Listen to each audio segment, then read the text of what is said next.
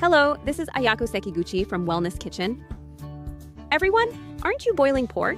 In the summer, pork is often used as a stamina-boosting ingredient, like in cold shabu-shabu or salads. So I think there are many occasions where you boil it. However, the abundant vitamin B1 in pork is reduced by half when you boil it. So I'll introduce an easy stamina recipe using a cooking method that lets you get nutrients more efficiently. Please watch until the end. Let me introduce layered steamed pork. The ingredients are thinly sliced pork, bean sprouts, garlic chives, and carrots. For the sauce, you'll need noodle soup base, vinegar, grated ginger, grated garlic, and sesame oil. You can substitute the vegetables with whatever you have in your fridge. I've washed the vegetables thoroughly. This time, I'll cut the carrots and garlic chives. There really aren't any strict rules. As long as you have vegetables and pork, that's all you need. You don't have to measure the amount strictly. It's absolutely not necessary, so just estimate and you'll be fine. Cut garlic chives into 4 senior pieces. And next is the carrot. Cut the carrot into thin strips. You can also use a slicer if you like. Cut as much carrot as you like. It also adds color to the dish. Bean sprouts, garlic chives, and carrots. Mix everything together briefly, then set aside. Okay, that's all for the prep. Now for the sauce ingredients: noodle soup base, vinegar, and sesame oil. However, there are many types of noodle soup base. There are different flavors, right? This one is actually a pretty concentrated type, but depending on the noodle soup base you use, the taste will change. So please use the ingredients as a guideline. All right, let's mix them together. First, the noodle soup base. This one has the rich umami flavor of mushroom broth packed in. This noodle soup base doesn't use any sugar at all. It's finished only with real mirin. So it has a rather clean taste. It's a flavorful noodle soup base. Next is the vinegar. Sesame oil adds fragrance. And then grated garlic and grated ginger. Here, we're adding ingredients to boost your stamina. Okay, and now all that's left is to mix it. This sauce is amazing for increasing your appetite. All right, now we're going to steam the meat, but this time I'd like to do it in a frying pan. Of course, you can steam it in a steamer if you like, but if you have a frying pan and a lid, it's really easy. First, let's start with the vegetables. Spread about half of the vegetables in the pan, leaving some gaps between them. They act like a metal rack. Okay, and then place the meat on top. If the pieces are too big, please adjust the size a little. Since this is really thin shabu-shabu meat, just spread it out as it is. It's really thin, so just spread it out. Thank you for listening. These are the remaining vegetables. If you want to steam even more meat, you can make the vegetable layer thinner or add more layers and spread them out.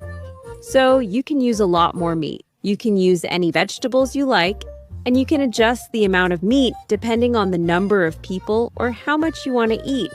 So it's really easy. I layered it like this: vegetables, meat, vegetables, meat. Then add about 2 tablespoons of water. Put the lid on and cook it over medium heat, just like this.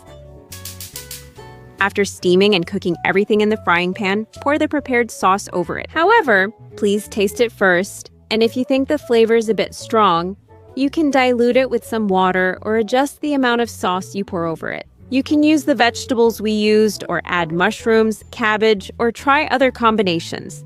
So feel free to use any vegetables. As for the meat, we used pork this time, but you can make it the same way with beef as well. It's been about 4.5 minutes now. Let's take a look inside.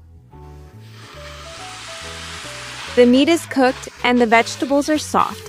Now, I'll pour the sauce over.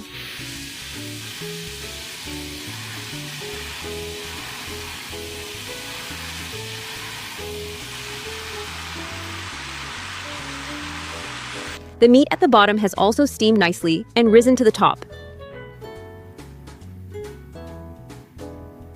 I'd like to tell you about the taste of the layered steamed pork. Please excuse me for remaining standing. The sauce with garlic and ginger really stimulates your appetite. The meat is tender, and you can enjoy plenty of vegetables. It's truly delicious. Steaming in a frying pan preserves nutrients in pork and vegetables, so I highly recommend it. Please try it with a variety of vegetables. Also, feel free to adjust the amount of meat to your liking and enjoy a fatigue-free summer with pork steamed in a frying pan. Here's the best way to eat pork.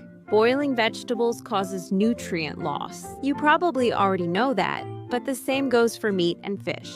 Moreover, when you boil thinly sliced pork, the water-soluble nutrients are lost. Pork is high in B vitamins that dissolve in water. B vitamins are essential for burning energy, and they play an important role in metabolizing carbohydrates, proteins, and fats. Because they're halved by boiling, eat them with the soup. It's one thing if you're cooking, but it's such a waste if you throw away the cooking liquid.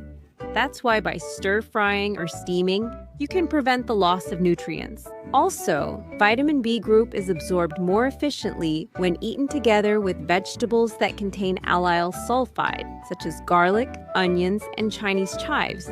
Summer can make you tired, so try creative cooking methods. How was it? This time, I introduced stamina-boosting foods that help with fatigue recovery and effective ways to eat pork. Let's get nutrients that boost energy and enjoy a healthy, active summer. If you found this video helpful, please give it a like and don't forget to subscribe to the channel. I'd also be happy if you could share your thoughts in the comments section. Well then, see you in another video.